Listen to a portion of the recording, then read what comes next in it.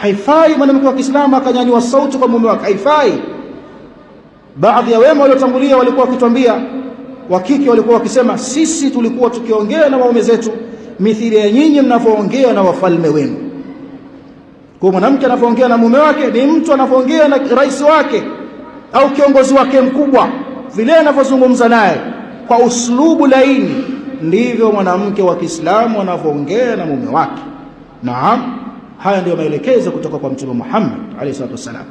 Kamwambia yule mwanamke, undhuri aina anti minhu fa innama huwa jannatuki wa nar.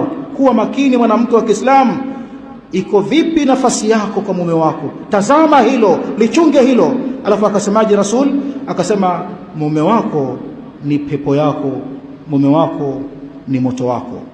Kwa maana ima awe sababu ya wewe kuingia peponi au awe sababu ya wewe mwanamke kuingia motoni.